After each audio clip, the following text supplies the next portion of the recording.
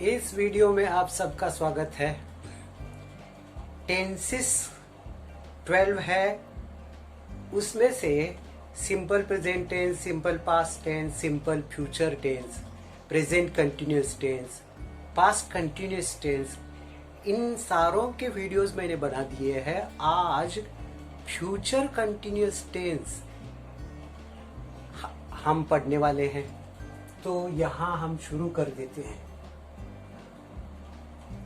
इसमें भी आप देखेंगे कि वर्ब को ing सब में कॉमन है और I we के साथ शाल भी ले सकते हैं या विल भी ले सकते हैं। You they he she it के साथ विल भी ले सकते हैं, लेकिन आज कल के ग्रामर में ये I we you they he she it सारों के साथ विल भी प्लस ing लेने का रिवाज बन गया है।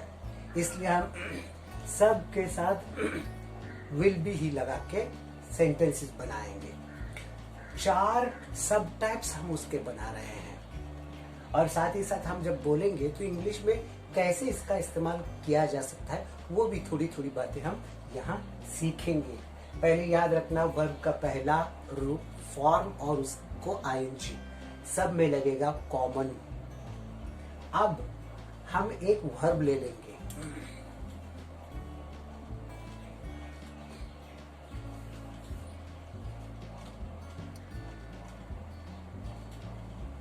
अगर गो को ing लगाते हैं तो गोइंग।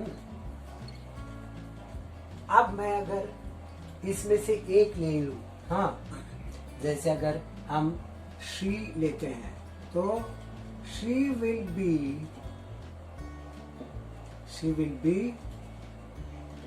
गोइंग टू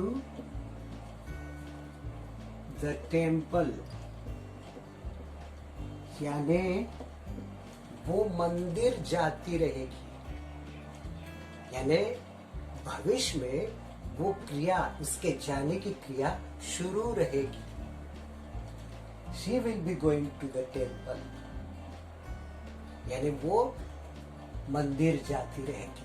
अगर मैं ये ऐसे कहना चाहता हूं, कल सुबह 6 बजे वो मंदिर जाती रहेगी, का मतलब यही हम इंग्लिश में इसके साथ कह सकते हैं।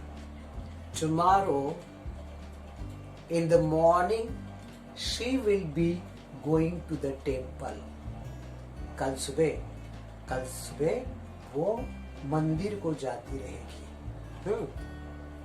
अब इसको नेगेटिव बनाना है तो मैंने आपको इसके पहले भी बता दिया है, लेकिन नेगेटिव फॉर्म याद रखने के लिए हम ये बात याद रखेंगे।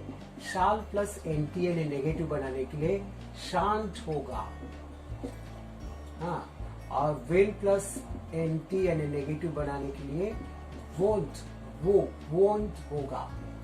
ये हमेशा याद रखना, वोंट और शांत, वोंट शांत। अब मैं अगर नेगेटिव शॉर्ट फॉर्म में लिखना चाहता हूं तो शी विल नॉट को she won't be going to the temple, वो मंदिर नहीं जाती रहेगी। अगर मैं दोनों को एक साथ लेना चाहता हूं, she will not be going to the temple, ये नेगेटिव होगा। अगर क्वेश्चन बनाना चाहते हैं, हाँ, तो पहले ऑक्सिलरी को लेते हैं। जैसे यहां मैं लिखा हूं, she will not be going to the temple. या अगर मैं इनको मिला के लिखना चाहता हूं, she won't be going to the temple. इसी को अगर क्वेश्चन बनाना चाहो तो will she be going to the temple, क्या वो मंदिर जाती रहेगी। या negative, won't she be going to the temple, क्या वो मंदिर जाती नहीं रहेगी। यानी एक टेंस उसकी 4 सब टाइप्स हम एक वर्ब को लेके बना सकते हैं। जैसे अभी यहाँ मैंने दिखा दिया, सारों को हम लेना चाहे तो ले सकते हैं I will be going to the temple, मैं मंदिर जाता रहूंगा। I won't be going to the temple, मैं मंदिर नहीं जाता रहूंगा।